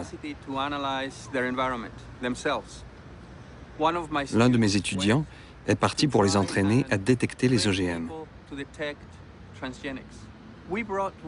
Nous avions apporté une boîte de conserve de maïs américain qui allait nous servir de contrôle positif, parce que nous savions que ce maïs était transgénique. Nous avions besoin d'un contrôle négatif, et nous nous sommes dit que pour cela, le maïs mexicain était parfait, parce que c'est le maïs le plus pur et le mieux préservé du monde. Quand nous avons analysé nos échantillons, nous avons été très surpris de découvrir que le maïs qu'on croyait sans OGM contenait déjà de l'ADN transgénique. C'était vraiment une très grande surprise de constater que les variétés traditionnelles de maïs préservées et entretenues localement depuis 10 000 ans avaient déjà été contaminées par des OGM venus des États-Unis.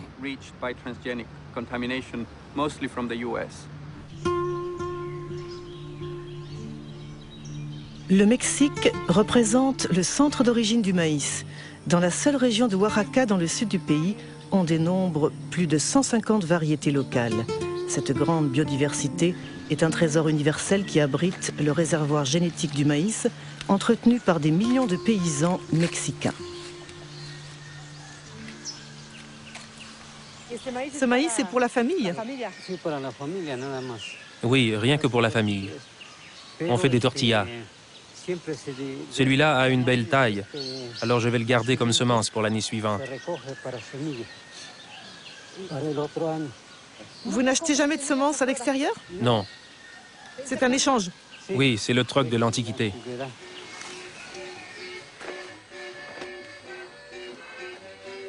Pour préserver la diversité de son maïs, le Mexique a interdit les cultures transgéniques. En revanche, dans le cadre du traité de libre-échange signé avec les États-Unis et le Canada, le pays n'a pas pu empêcher l'importation massive de maïs américain transgénique à 40%.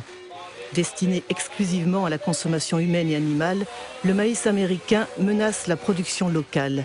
Largement subventionné par l'administration de Washington, le maïs industriel, comme on dit ici, est vendu 2 fois moins cher que le maïs traditionnel.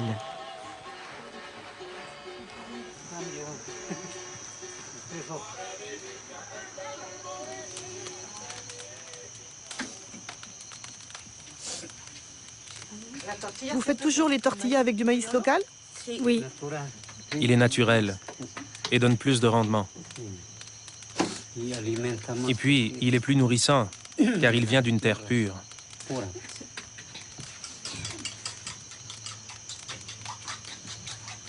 Ça, c'est du maïs violet. Autrefois, mes ancêtres ne semaient que ce maïs. Aujourd'hui, on continue de le conserver. Il existait avant la conquête espagnole? Oui. Et maintenant, il y a une autre conquête. C'est quoi la nouvelle conquête? La conquête transgénique. qui veut détruire tout ça en faisant disparaître le maïs local pour que domine le maïs industriel.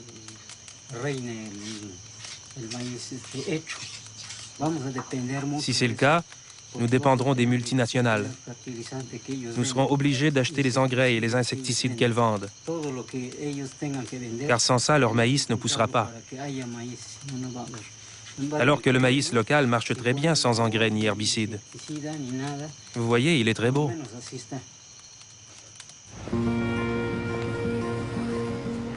L'article d'Ignacio Chapela dans Nature a provoqué une vive émotion au Mexique.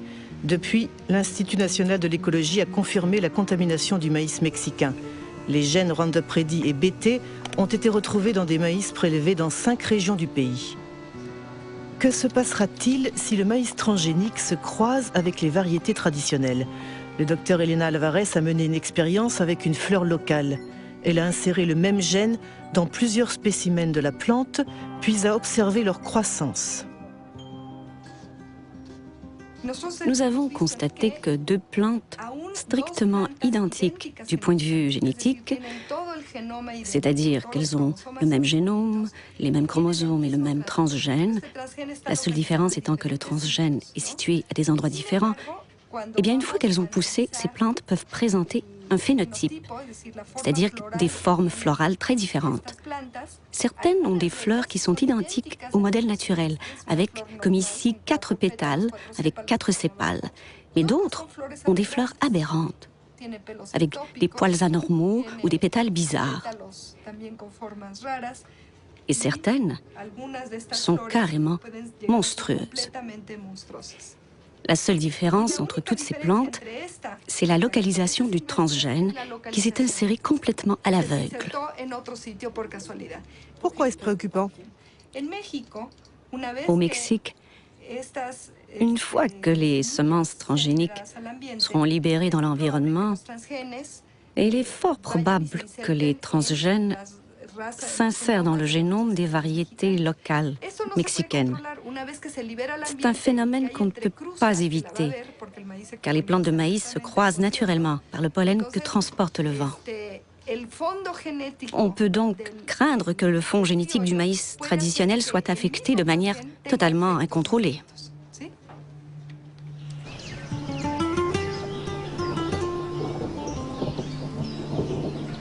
Buenos días, los seguimos invitando para que podamos platicar con ustedes un momento en relación a las irregularidades que se están produciendo actualmente en el maíz, sobre todo por la contaminación por transgénicos.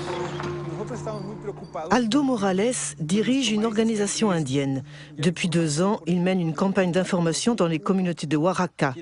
Les craintes exprimées par le docteur Alvarez ont déjà été vérifiées sur le terrain. Yo voy a mostrarles ahora algunas imágenes de plantas de maíz que hemos encontrado aquí en la región de la Sierra Juárez y que nos gustaría saber si ustedes las han visto. ¿No? Opa, estas no son. Aquí en esta imagen, por ejemplo, podemos ver cosas raras. Esta planta pues tiene una rama por aquí y otra rama por acá. Las milpas normalmente no salen así.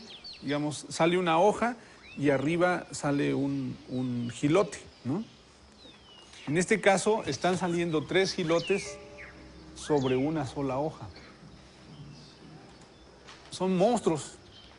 Esa planta nosotros la enviamos a un laboratorio de biotecnología para que detectaran si tenía presencia o no tenía presencia de transgénicos y desgraciadamente nos dio positivo.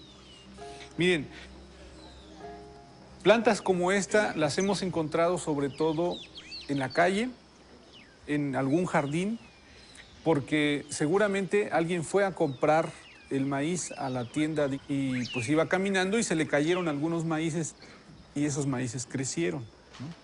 Y entonces de esa manera es como se puede producir la contaminación a las plantas nativas de maíz. Lo que yo entiendo que en el futuro si se deja que esto se prolifere dentro de los cultivos de los campesinos, al rato nosotros vamos a tener que comprar maíz porque nuestro maíz ya no va a servir. Es preocupante. ¿Qué debemos de hacer? ¿Cómo le vamos a hacer, no? Una de las recomendaciones que nosotros estamos dando es que si nosotros vemos cosas raras en algún momento, pues le quitemos la espiga, ¿no? Porque la espiga es donde sale el polen. Entonces decimos aguas, ¿sí? Tenemos que ser más vigilantes con nuestras milpas. Pensez-vous que cela puisse être une stratégie de Monsanto, ce qu'elle ne peut pas obtenir légalement, c'est-à-dire les cultures légales d'OGM, elle l'obtient par la contamination? Oui, on finit par se demander si la contamination n'a pas été intentionnelle. Si le centre d'origine du maïs est contaminé, le reste de la planète peut suivre. La contamination profite uniquement à des multinationales comme Monsanto. Comment a réagi Monsanto à la publication de l'article d'Ignacio Chapela sur la contamination mexicaine? Les coups tordus de Monsanto et le licenciement du professeur de Berkeley. C'est signé Jonathan Matthews qui dirige GM Watch, un service d'information sur les OGM basé dans le sud de l'Angleterre.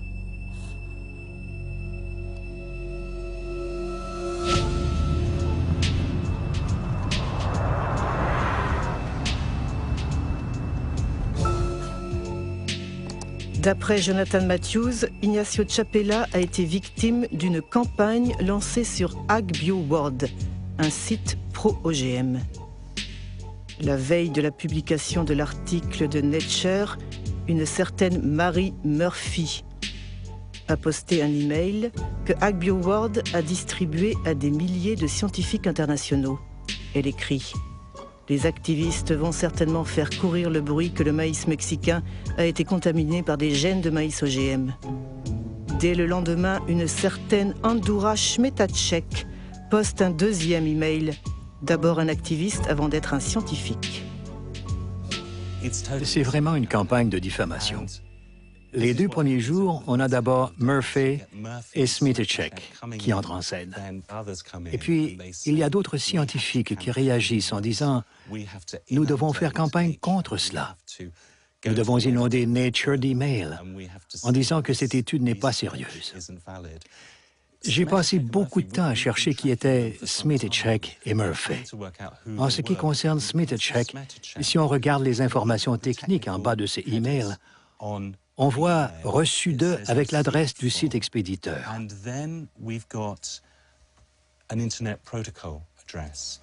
Il suffit de la copier et de vérifier sur un annuaire des sites Internet.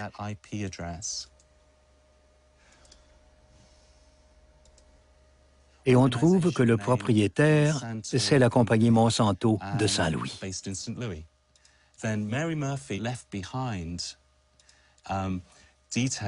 Quant à Mary Murphy, elle a laissé quelques indices qui m'ont aussi permis de remonter jusqu'à elle. On voit que les emails postés par Mary Murphy ont pour adresse bw6.bivwood.com. En cherchant, on trouve que bivwood.com, c'est le nom d'une agence de communication appelée Groupe Beavings. Et parmi ses clients, il y a Monsanto. Des faux scientifiques, c'est vraiment des coups tordus. Oui, on peut parler de méthodes très sales qui piétinent l'éthique la plus élémentaire.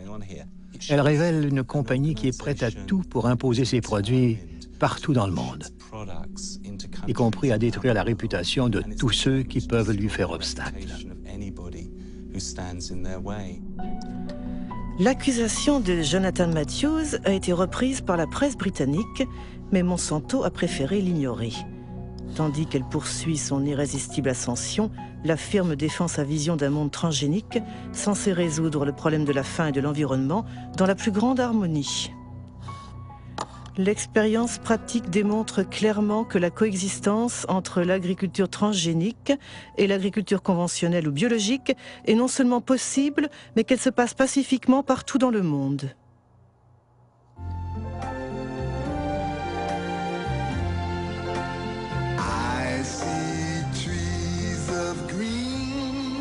Imagine um mundo que se preserve a natureza, o ar, os rios.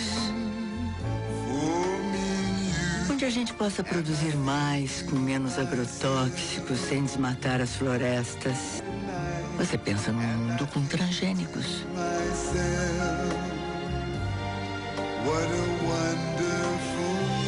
Uma iniciativa Monsanto com apoio da Associação Brasileira de Nutrologia.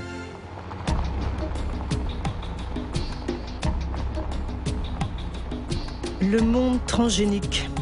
Il est déjà en marche en Amérique du Sud, où 40 millions d'hectares de soja Roundup Ready ont été semés en 2007. La conquête a débuté en Argentine 10 ans plus tôt, le seul pays à avoir autorisé officiellement les cultures transgéniques. Depuis, les OGM se sont répandus mystérieusement dans les pays voisins, comme le Brésil ou ici le Paraguay.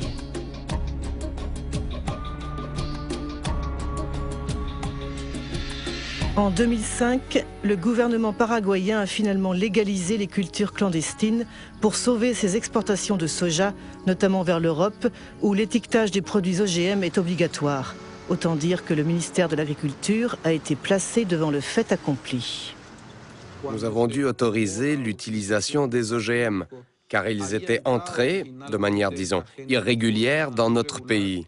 Sait-on comment les semences transgéniques sont entrées dans le pays? Par le marché noir ou la contrebande? Non, nous ne parlons pas de marché noir, mais de sacs blancs, parce que ce sont des sacs de semences qui ne présentent aucune inscription officielle. Est-ce que Monsanto a joué un rôle dans cette contrebande de semences? Il est possible que l'entreprise ait, disons, promu ces variétés, ces semences, et comme je vous ai dit, le gouvernement a dû réagir a posteriori en validant effectivement un état de fait.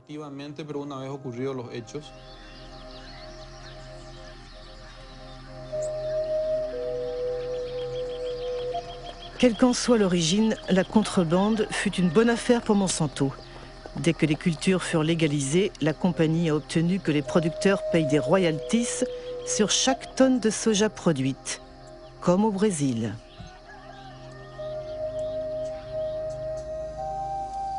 Depuis au Paraguay, on déforeste à tour de bras, quitte à expulser par la force les petits paysans qui refusent de céder leur lopin de terre.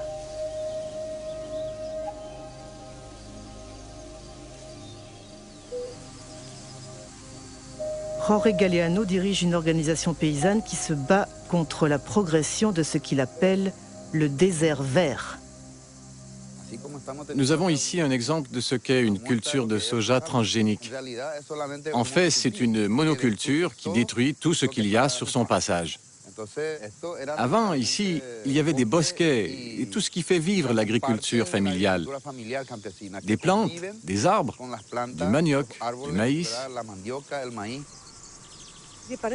Pensez-vous que cette monoculture transgénique peut cohabiter avec les cultures des petits paysans? Non, nous sommes sûrs que non. Ce sont deux modèles incompatibles qui ne peuvent pas coexister. C'est une guerre silencieuse qui élimine des communautés et des familles paysannes et détruit la biodiversité de la campagne. Elle apporte la mort, la pauvreté, des maladies et anéantit toutes les ressources naturelles qui nous font vivre. Aujourd'hui, partout dans le pays, on arrose de Roundup, par avion ou avec des épandeurs conduits par des ouvriers agricoles sans aucune protection. Et on arrose jusqu'aux portes des maisons ou près des cultures vivrières des petits paysans. Chaque année, des récoltes sont détruites et des milliers de personnes contaminées.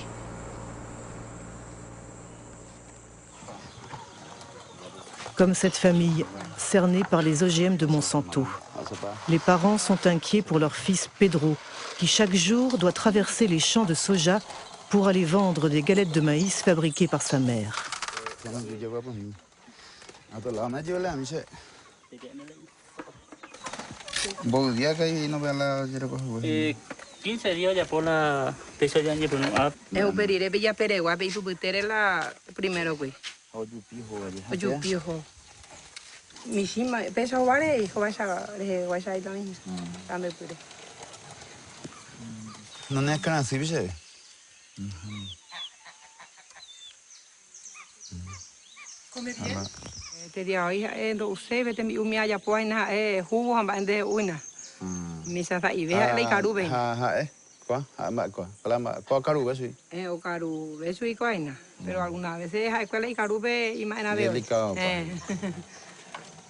Así es, vivimos. Tomamos el agua, intoxicado, muriendo de nosotros 60 patos con ganso.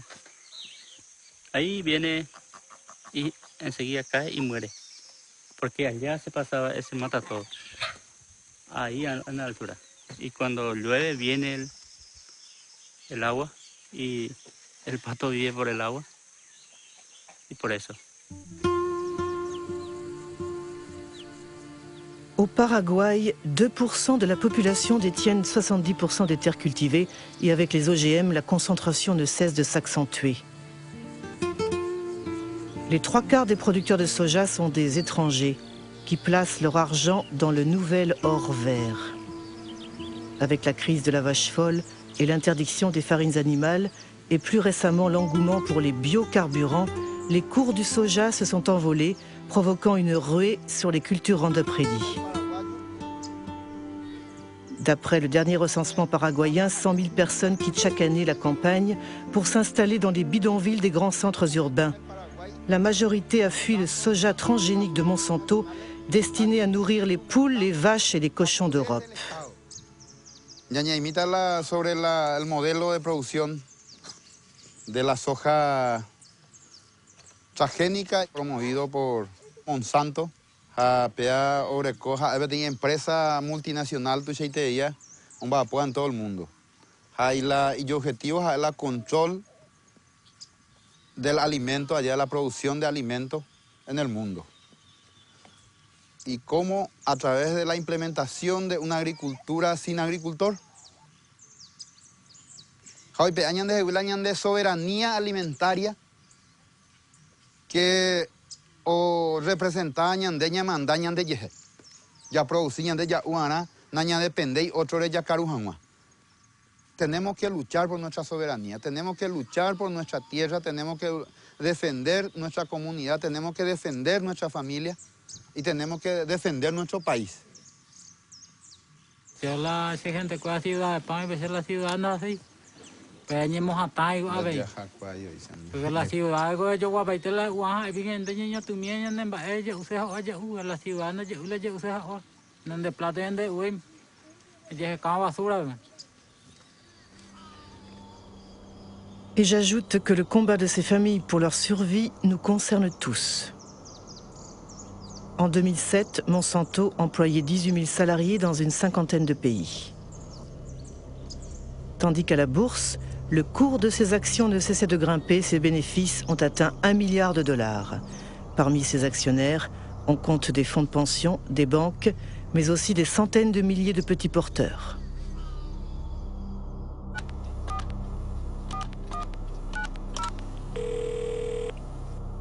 Chris Horner. Hello, Christopher Horner. I'm Marie-Monique Robin from France. Oui, nous apprécions votre insistance à demander une interview, mais nous avons eu plusieurs conversations internes et nous n'avons pas changé notre position. Nous n'avons aucune raison de participer à votre documentaire, car nous suspectons que cela ne sera pas positif pour nous.